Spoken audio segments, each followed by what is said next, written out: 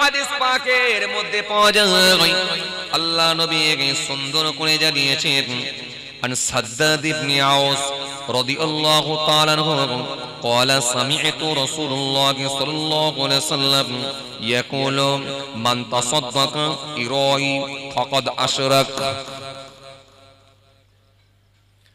هذا سداد بن عوس থেকে বর্ণিত হাদিস রাসূলুল্লাহ সাল্লাল্লাহু আলাইহি ওয়াসাল্লাম জানিয়ে দিয়েছেন তিনি বলেছেন আমি নিজে কানে শুনেছি আল্লাহ নবী বলছেন লোক দেখানো ইবাদত করাটাও হলো শিরক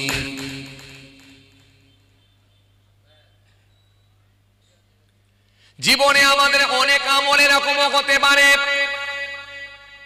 জীবনে আমাদের অনেক নামাজ এরকম হতে পারে জীবনে আমাদের অনেক দান এরকম হতে পারে হয়তো ঈদের দিনে আমরা বস্ত্র বিতরণী অনুষ্ঠান করেছি 100 জন দুস্থ অনাথকে কাপড় দিয়েছি কিন্তু আমরা ক্যামেরা লাগিয়ে দিয়ে 300 জনের প্রচার করে দিয়েছি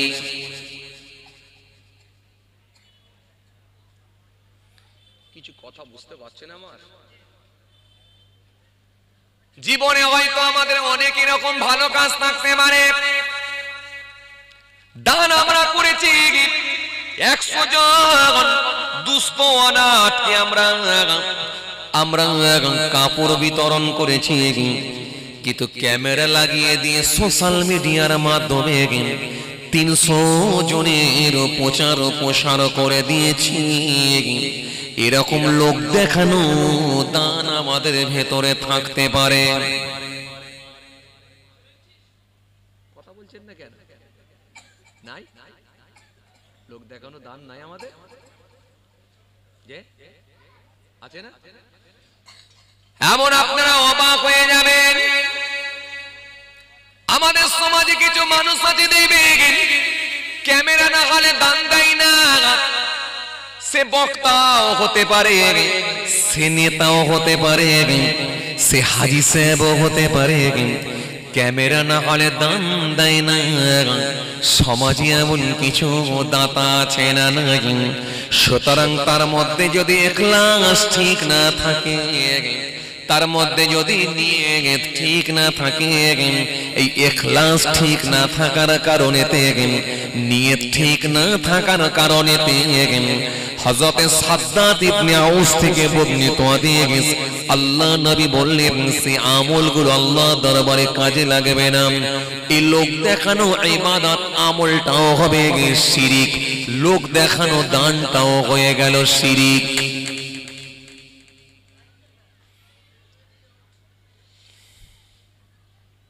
কি বলেছিলাম বলেন তো যে আল্লাহ যদি কাউকে জিজ্ঞাসা করে প্রশ্ন করে নবী বলছে সেই লোকটা ধ্বংস হয়ে যাবে তো যদি প্রশ্ন আসে ও বান্দা কাপড় বিলি করেছিলিস ঠিকই কিন্তু 100টা কাপড় দিয়েছিস প্রচার করেছিলিস 300টা ও বান্দা দুনিয়ার মানুষ তো তোকে অনেক বেশি হই হই নিয়ে করেছে তোকে বিরাট হই হই হই হই হই করেছে তোকে নিয়ে তোকে মস্ত বড় সমাজসেবী বলেছিল তো আমার কাছে আবার আশা করছিস কেন জান্নাতে যাওয়ার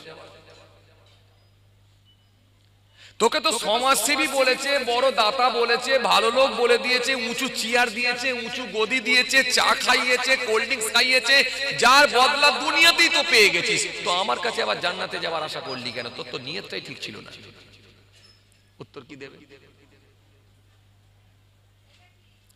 কথা কয় আচ্ছা আমি কি বানানো কথা বলছি বলে মনে হচ্ছে আপনাদের এই আমি কি বানানো কথা বলছি আপনারা এসেছেন ওয়াজ শুনতে ভালোবেসে দাওয়াত দিয়েছেন গুনাহগার এসেছে পীরের আওলাদ মোটা কথা কোরআনের আয়াত পড়বো গোটা কথা হাদিস বলবো ব্যাস ওরই ব্যাখ্যা করে মানে করে দিয়ে চলে যাব এই তো হলো ওয়াজ বিরাট লম্বা চওড়া 3-4টে কাহিনী বলতে হবে ঘটনা শোনাতে হবে লোককে হাসাতে হবে মিথ্যা মিথ্যা গল্প বলতে হবে এমন তো না কারো বিরুদ্ধে সমালোচনা করতে হবে কাউকে ব্যক্তিকেন্দ্রিক কটাক্ষ করতে হবে ব্যক্তি কেন্দ্রিক কাউকে অ্যাটাক করতে হবে এমন তো না। এখানে এসে কোনো রাজনীতির গল্প বলতে হবে, পঞ্চায়েত লেভেল থেকে শুরু করতে হবে, বুথ থেকে শুরু করতে হবে, পঞ্চায়েত থেকে শুরু করতে হবে, সারা রাজ্যের নেতা মন্ত্রীদের নাম বলতে হবে, একেবারে দিল্লি কেন্দ্র পর্যন্ত নেতা মন্ত্রীদের নাম বলে 2 ঘন্টা কভার করতে হবে, এমনটা তো না। ভালোবেসে দাওয়াত দিয়েছেন, 2টো 4টে 10টা কোরআনের আয়াত পড়বো, 2-5টা 10টা রাসূলুল্লাহর হাদিস বলবো, কিছু একটা ছোট করে টপিকের উপরে কিছু আলোচনা করে মানুষকে বোঝাবার চেষ্টা করবো, ব্যাস এটাই তো ওয়াজ। অস্ত কোরআন হাদিস। কিন্তু ওয়াজটাকে আস্তে আস্তে এমন জায়গায় আমরা নিয়ে যাচ্ছি, নসিহতটাকে এমন জায়গায় নিয়ে যাচ্ছি যেন মনে হচ্ছে স্টেজটাকে গীবতের আড্ডাখানা বানিয়ে ফেলেছি। কথা বলছেন না কেন? স্টেজটাকে আমরা গীবতের আড্ডাখানা বানিয়ে ফেলি না? ই ওর বিরুদ্ধে, ও ওর বিরুদ্ধে, ই ওকে কটাক্ষ করে, ও ওকে কটাক্ষ করে, এ ওকে বলে, ও ওকে বলে, এসব চলছে না? আল্লাহু আকবার, আল্লাহু আকবার। একটা হাদিস এসেছে, রাসূল করিম সাল্লাল্লাহু আলাইহি ওয়াসাল্লাম বলছেন, তোমরা যদি মানুষের দোস্তুটিকে ঢেকে দাও, গোপন করো, কিয়ামতের ময়দানে আল্লাহ পাক তোমাদের দোস্তুটিগুলোকে ঢেকে দেবেন, গোপন করে দেবেন। আর এখন আমরা বর্তমানে দোস্তুটি ঢেকে দেওয়া তো দূরের কথা, বরং যেগুলো ঘটনা ঘটে না সেগুলোকে আরো তুলে তুলে মানুষের সামনে প্রচার করতে ভালোবাসি। আমাদের টার্গেট, আমাদের লক্ষ্য একটাই, ওকে যেভাবে ডাউন করতে পারলে আমি ওপরে উঠব, ওকে যদি নিচে নামাতে পারি তো আমার উত্থান ঘটবে। আরে বাবা মনে রাখবেন, তোলার মালিক যিনি, নামাবার মালিক তিনি। তিনি যতটুকু মেপে দিয়েছেন ততটুকুই পাবেন। কেউ কাউকে তুলতেও পারবে না, কেউ কাউকে নামাতেও পারবে না। নামানেওয়ালা যিনি, তুলনেওয়ালাও তিনি। তিনি হলেন আমার মালিক রব্বুল আলামিন আল্লাহ। আপনি নিজে ইচ্ছায় কিছু করতে পারবেন না, আপনার কোনো ক্ষমতা কাজ করবে না, এটা মনে রাখবেন। কিন্তু বড় আফসোস, বড় দুঃখ, কেউ এসে রাজনীতির গল্প শুরু করে দিই, কেউ এসে ব্যক্তি কেন্দ্রিক অ্যাটাক করা শুরু করি, ব্যক্তি কেন্দ্রিক আক্রমণ করা শুরু করি, এই জায়গাটাকে পুরো গীবতের আড্ডাখানাও করে ফেললাম। বড় আফসোস। শ্রোতাগুলো বসে বসে হাসছে, যখন একজনের বিরুদ্ধে বলছে মুচকে মুচকে হাসছে, আর কুনুইয়ের গোতা মেরে বলছে আহ কেমন দিচ্ছে দেখেছিস। আবার পাশের গ্রামে যখন এই ফেসবুক ইউটিউবের মাধ্যমে গিয়ে পৌঁছে গেল, পাশের গ্রামে বিপরীত হুজুর এসে হাজির হয়ে গেল, তিনি এসে গুপগাপ করে যখন দিয়ে দিল, আবার শ্রোতারা বসে বসে হাসছে আর কুনুইয়ের গোতা মেরে বলছে দেখছিস কেমন আজকে দিচ্ছে, তার বদলা নিচ্ছে। বড় আফসোস। এই শ্রোতাগুলোকে আল্লাহ কোশ্চেন করতে পারে, ও বান্দা বল, কিবত তো ভালোই শুনেছিলিস, সেদিনে তো কোরআনও শুনিসনি, হাদিসও শুনিসনি, কই একবার তো উঠে বললেও নি যে কোরআন হাদিস দিয়ে হুজুর কিছু বলেন, গীবতের জায়গা এটা না, একবার তো উঠে বললিনি। সেদিন এক শ্রোতাদেরকে আল্লাহ প্রশ্ন করতে পারে। কেন? পরের সমালোচনা শুনতে খুব পছন্দ লেগেছিল না? জানো না আমি আল্লাহ বারণ করেছি কারোর বিরুদ্ধে সমালোচনা করবে না, কারোর বিরুদ্ধে সমালোচনা শুনবে না। সেদিনে স্টেজে সমালোচনা হচ্ছে আর বসে বসে শুনছো, তোমার একটু লজ্জা করলো না? কেন তুমি উঠে বলতে পারলে না হুজুর, বক্তাকে বলতে পারলে না, ওয়াইজিনকে বলতে পারলে না, মাওলানা সাহেব জানলে কিছু কোরআন হাদিস বলুন, আর না হলে আপনি যেমন জানেন তেমন বলুন, কারোর বিরুদ্ধে কথা বলবেন না, আমরা কারোর বিরুদ্ধে শুনতে আসি না। এটা উঠে বলতে পারলেন? এটাও যদি বলতে না পারো, ওই রকম গীবত শোনার থেকে তো উঠে চলে যেতে পারতে, চলে কেন গেলেন? কিছু কথা শুনছেন আমার? প্রশ্ন আসতে পারে, সাবধান হয়ে যান। গীবত শুনবেন তো ধরা খাবেন, আমি বলে দিলাম, সাবধান হয়ে যান। শুধু মুচকে মুচকে হাসছেন আর ভাবছেন ভালোই দিচ্ছে, আবার তার বিপরীত হুজুর যখন পাশের গ্রাম আসছে সেখানে গিয়ে বেশ শুনছেন আর খুব মুচকে মুচকে হাসছেন, ভালোই দিচ্ছে, ধরা খাবে, ধরা খাবে। শুনবেন তো কোরআন হাদিস, আল্লাহ আল্লাহ রসুলের কথা শোনেন, আউলিয়া কেরামদের কথা শোনেন, আর নালে উঠে পালান।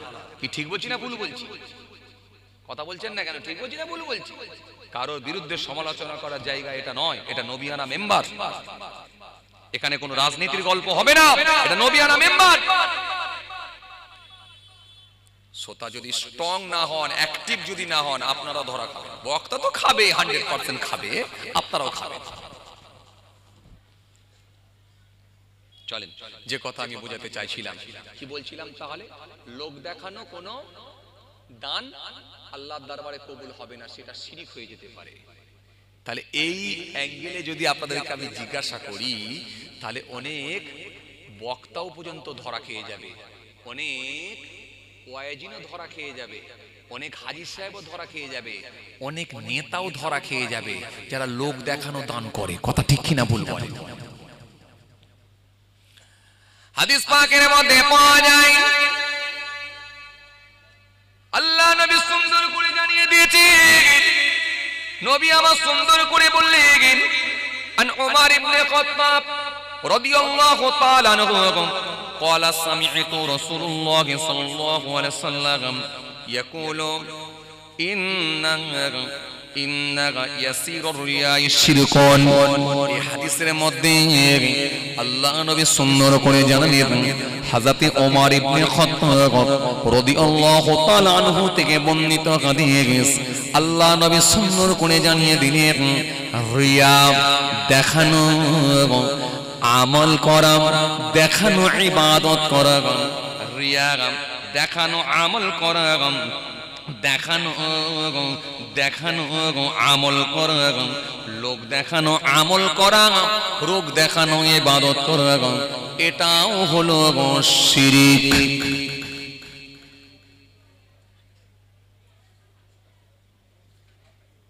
লোক দেখানো আমল করাটাও শিরক, লোক দেখানো দান করাটাও যেমন শিরক। কথা বলে, লোক দেখানো দান করাটাও যেমন শিরক, আর লোক দেখানো আমল করাটাও শিরক। আমাদের সমাজে কিছু নামাজি আছে, দেখবেন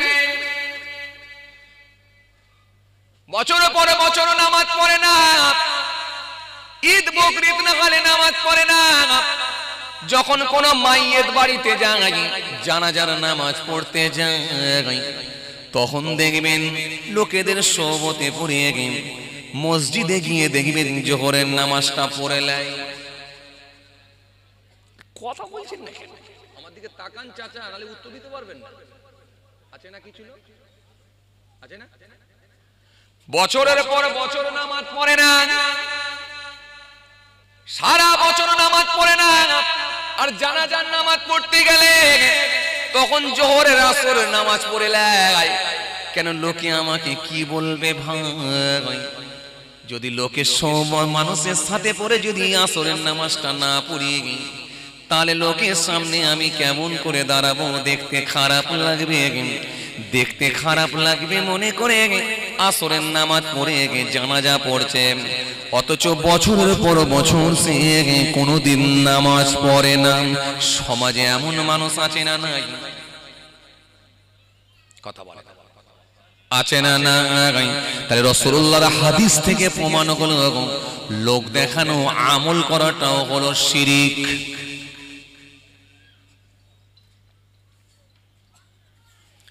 আমাদের সমাজে কিছু মানুষ আছে, নেবেন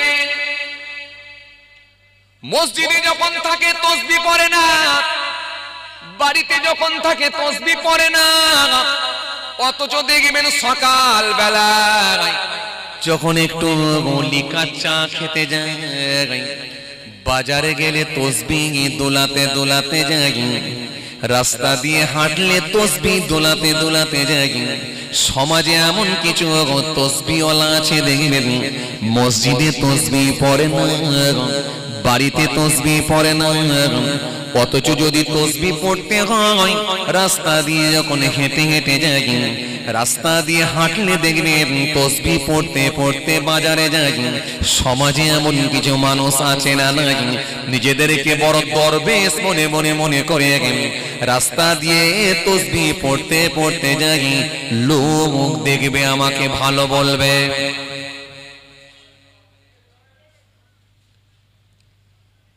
কথা বুঝতে পারছেন বাপ? হ্যাঁ, ইন্নাল্লাহা লা ইয়ানজুরু ইলা সুওয়ারিকুম ওয়া আমওয়ালিকুম ওয়ালাকিন ইয়ানজুরু ইলা কুলুবিকুম ওয়া আমালিকুম। ইন্নাল্লাহা নিশ্চয় আল্লাহ তাআলা লা ইয়ানজুরু নাজারা থেকে ইয়ানজুরু মুজারে সিগাম লা ইয়ানজুরু দেখেন না দেখেন না দেখেন না ইলা সূরাতিকুম সূরাত চেহারা ফেস দেখেন না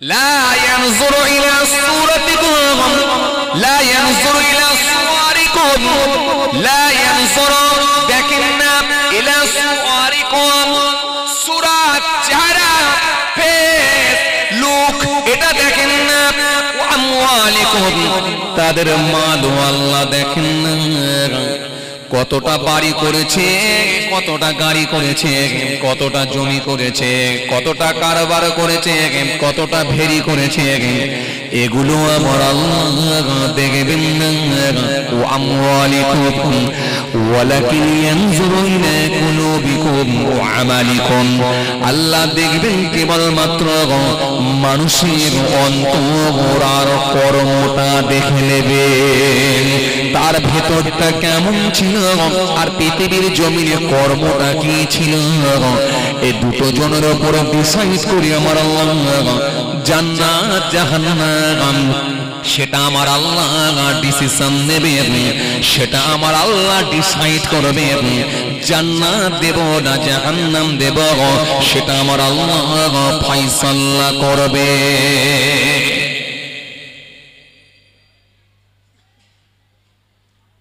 আমাদের সমাজে কিছু মানুষ আছে নেবেন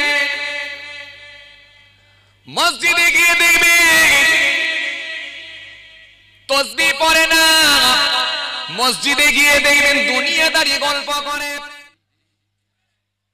আমার গাড়ি যদি 1 মাস চলে 1 মাসের মধ্যে আপনাদের দিকে তো মোটামুটি 25 দিন আমি থাকি আর 5 দিন হয়তো আদার্স কোনো দিন গেল অন্যদিকে গেলাম 5 দিন 25 দিন আপনাদের দিকে থাকি গতকালকেও আপনাদের দিকে ছিলাম তার আগের দিনও আপনাদের দিকে ছিলাম তার আগের দিনও আপনাদের দিকে ছিলাম তার আগের দিনে মনে হয় অন্যদিকে গিয়েছিলাম আবার আজকে আপনাদের দিকে কথা বুঝতে পারছি এখান থেকে হয়ে আবার একটা প্রোগ্রাম সেও আপনাদের দিকে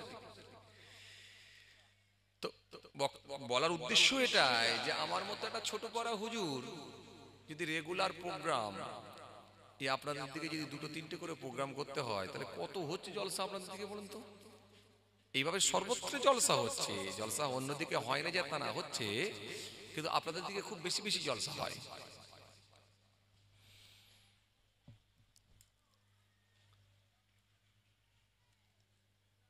তবে মনে রাখবেন জলসা দেওয়া ভালো জলসা শোনা ভালো কিন্তু মেনে নেওয়া তার থেকে ভালো আর মেনে নিতে পারলে তবে গোলমাল কমবে আর মেনে না নিতে পারলে গোলমাল কিন্তু কখনোই কমানো সম্ভব না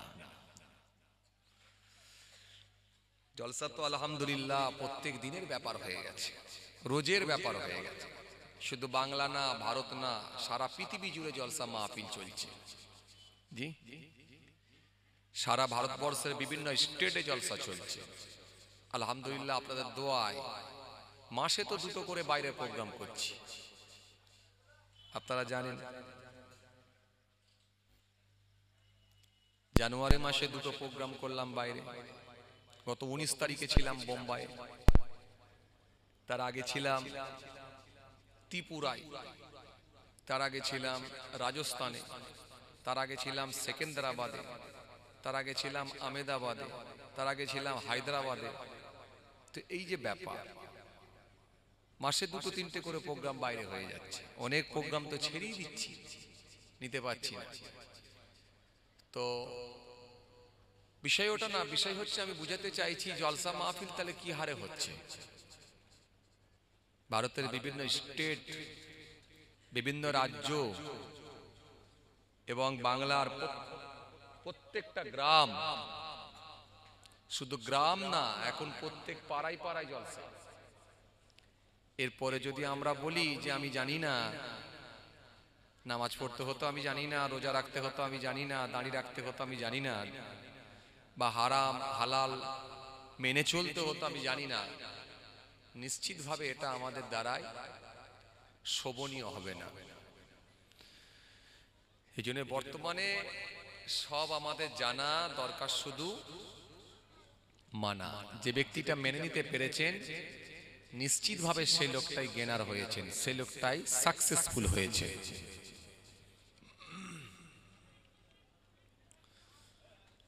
মনে রাখবেন বাবাজি, আমার ভাইয়েরা, আজকের মাহফিলে অনেক মানুষ বসে আছেন, নামাজিও আছেন, বেনামাজিও আছেন, দাড়িওয়ালা আছেন, দাড়ি কাটা আছেন, রোজাদার আছেন, বেরোজাদারও আছেন।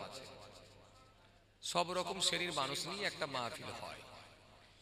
আমি এই মাহফিলের দিকে লক্ষ্য করে যদি কোশ্চেন করি যে জান্নাতে যাওয়ার আশা কাদের আছে, আমার মনে হয় আপনারা সবাই হাত তুলবেন যে হুজুর সবাইরই আশা আছে, তাই না? জান্নাতে যাওয়ার ইচ্ছা সবাইয়ের আছে। দাড়িওয়ালার লোক সেও তো হাত তুলেছে, নামাজি রোজাদার লোক সে তো হাত তুলবেই, যে দাড়ি রাখে না, নামাজ রোজা করে না, সেও হাত তুলেছে। তাকে যদি জিজ্ঞাসা করা হয় তুমি তো আমল করো না, তো হাত তুললে কেন? সে বলছে আমি না হলে এখন দাড়ি রাখিনি, তা বলে কি রাখবো নাকি? সে বলছে আমি না হলে নামাজ এখন পড়িনি, তা বলে কি ভরে পড়বো না নাকি? তার মানে পরে নামাজ পড়ে হলো, দাড়ি রেখে হলো, যাওয়ার ইচ্ছা আছে। তো সুতরাং এটা পরিষ্কার হয়, জান্নাতে যাওয়ার ইচ্ছা কিন্তু সবার, কিন্তু হুকুম মানলে তবে তো জান্নাত। একটা মদখোর, সেও মদ খাচ্ছে, সেও জানে যে মদ খাওয়াটা হারাম, কিন্তু খাইছে জেনে শুনে। একটা সুদখোর সুদ খাচ্ছে, সেও জানে সুদ খাওয়াটা হারাম, কিন্তু খাইছে জেনে শুনে। কিন্তু মাহফিলে এসে যদি জিজ্ঞাসা করা হয় জান্নাতে যাওয়ার ইচ্ছা আছে, তখন হাত তুলে বলছে হ্যাঁ। মনে রাখবেন, ইবাদত করে জান্নাতে যাওয়া বড় কঠিন। আল্লাহর হুকুম আহকাম গুলোকে মেনে নিয়ে ইবাদত করে জান্নাতে যাওয়া বড় কঠিন। আর বান্দার ভেতরে ধর্ম যদি না থাকে, দিন যদি না থাকে, বান্দার ভেতরে যদি আমাল না থাকে, তাহলে তো কোনো প্রশ্নই ওঠে না। কি বললাম? ইবাদত করে অর্থাৎ নামাজ রোজা দিন ধর্ম করে শরীয়ত মেনে জান্নাতে যাওয়া কঠিন। এই কথাটা বললে দাড়িওয়ালা নামাজি রোজাদার তারা বলবে, একটা প্রশ্ন আসবে যে হুজুর তাহলে ইবাদত করে যদি জান্নাতে না যাওয়া যায়, তাহলে নামাজ রোজা দিন ধর্ম করে লাভটা কি হবে? আপনারা ভাবলেন মনে হয় যে আমি বানিয়ে বানিয়ে বলছি। না, আমি বানিয়ে বলছি না। ইবাদত করে জান্নাতে যাওয়া কঠিন হবে এই কারণে বললাম, যদি আল্লাহ পাক রব্বুল আলামিন কাউকে যদি প্রশ্ন করেন, কাউকে যদি জিজ্ঞাসা করেন, কাউকে যদি কোশ্চেন করেন, তার জন্য জান্নাতে যাওয়াটা বড় কঠিন হয়ে যাবে। যদি আল্লাহ পাক রব্বুল আলামিন কাউকে জিজ্ঞাসা করেন, কোশ্চেন করেন, প্রশ্ন যদি আল্লাহ কাউকে করেন, তার জন্য জান্নাতে যাওয়াটা বড় কঠিন হয়ে যাবে, বড় বড় মুশকিল হয়ে যাবে জান্নাতে যাওয়া। যদি কাউকে আল্লাহ কোশ্চেন করেন, আর যদি দয়া করে আল্লাহ জান্নাত দিয়ে দেন, তাহলে খুব সহজে জান্নাতে যাবে। এক কথায় আপনাদেরকে আমি এটাই বোঝাতে চাইছি যে জান্নাতে যেতে হলে একমাত্র আল্লাহর দয়া ছাড়া জান্নাতে যাওয়া, কথা বলে না, জান্নাতে যাওয়া যাবে না।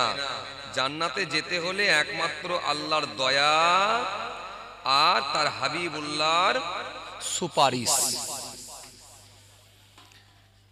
কেউ বলতে পারবে না যে আমি যা আমল করেছি, আমি যা নামাজ রোজা করছি, আমি যা দাড়ি রেখেছি, আমি যা জিকির করছি, আমি যা ইবাদত করছি, এর বিনিময়ে জান্নাতে যাব। এই জান্নাতে যাওয়ার গ্যারান্টি, নিশ্চয়তা কেউ দিতে পারবে না।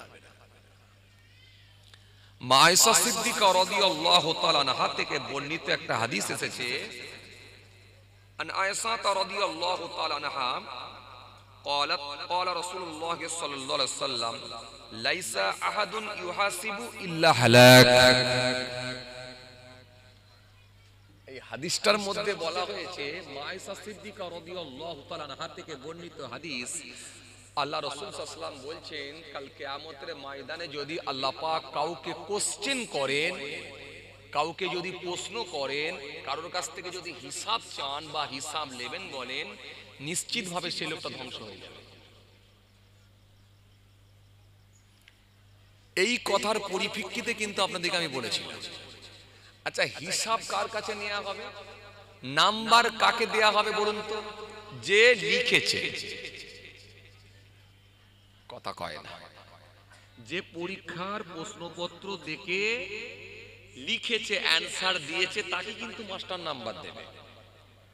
নাম্বার পাওয়ার যতটা সে যোগ্য ততটাই নাম্বার তাকে দেয়া হবে।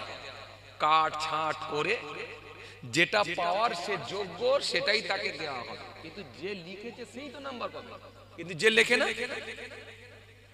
কথা বলে, যে লেখে না সে নাম্বার পাবে?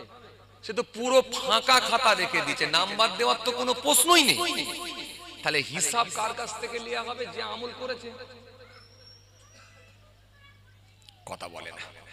যার মধ্যে নামাজ আছে, রোজা আছে, দাড়ি আছে, টুপি আছে, জিকির আছে, তসবিহ আছে, আমল করেছে, তার কাছ থেকে হিসাব নেওয়া হবে। কিন্তু যে আমল করে না তার কাছ থেকে হিসাব কি নেওয়া হবে? তার তো নামাজ নেই, দাড়ি নেই, রোজা নেই, টুপি নেই, তো কোনো কথাই নেই, কথা বলে না। আমার কথা কি বুঝতে পারছেন? তার ভেতরে তো কিছু নেই, সে তো জাহান্নাম নিশ্চিত, জাহান্নাম যাবার সে যোগ্য। ব্যতিক্রম একটা ব্যাপার আছে, যদি আমার আল্লাহ কোন কর্মের উপর সন্তুষ্ট হয়ে ভালোবেসে যদি কাউকে জান্নাত দেয়, সেটা ভিন্ন কথা, আলাদা কথা। কিন্তু আমি আপনাদেরকে যেটা বোঝাতে চাইছিলাম, তাহলে হিসাব নেওয়া হবে কার কাছে? যে আমল করেছে। তাহলে এই হাদিসটার মধ্যে এসেছে, মায়েশা সিদ্দিকা থেকে বর্ণিত হাদিস, আল্লাহ নবী সাল্লাল্লাহু আলাইহি ওয়াসাল্লাম বলছেন, যদি আল্লাহ পাক কিয়ামতের ময়দানে কারোর কাছ থেকে হিসাব চান, নিশ্চিতভাবে সে লোকটা ধ্বংস হয়ে যাবে। কথা কিছু বুঝতে পারছেন? যদি বলে নামাজের হিসাব দেখাও, রোজার হিসাব দেখাও, দানের হিসাব দেখাও ইত্যাদি, যদি হিসাব কারোর কাছ থেকে চাওয়া হয়, নিশ্চিতভাবে সে লোকটা ধ্বংস হবে।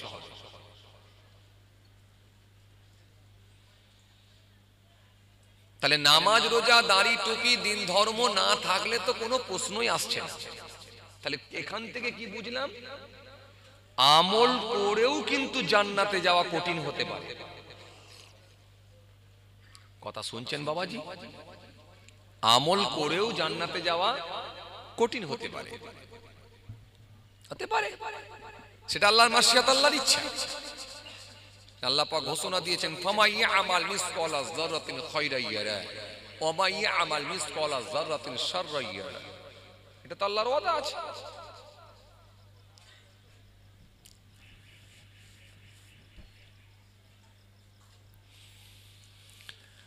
হে তরুণিয়া, নওজওয়ান জওয়াকেরা,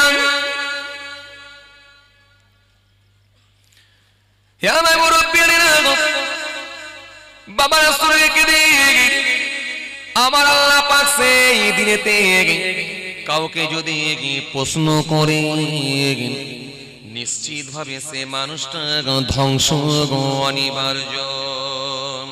যদি আমার আল্লাহ কাউকে জিজ্ঞাসা করে, সে মানুষটা কোনো উত্তর দিতে পারবে না। যদি আমার আল্লাহ কাউকে জিজ্ঞাসা করে, সে লোকটি কোনো উত্তর দিতে পারবে না।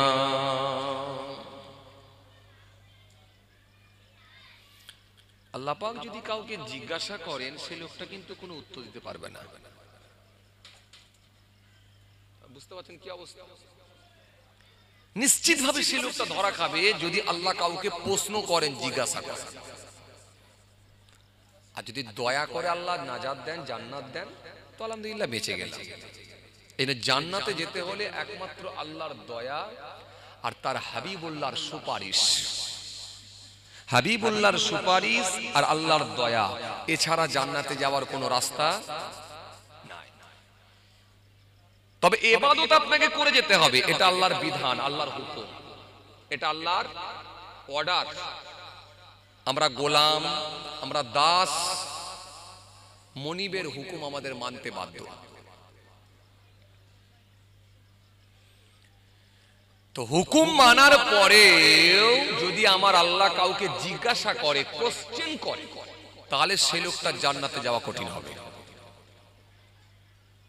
আর বান্দার ভেতরে কোনো আমাল ছিল না, অর্থাৎ হুকুমকে মানে না, অস্বীকার করেছে, তাহলে তো কোনো প্রশ্নই আসছে না।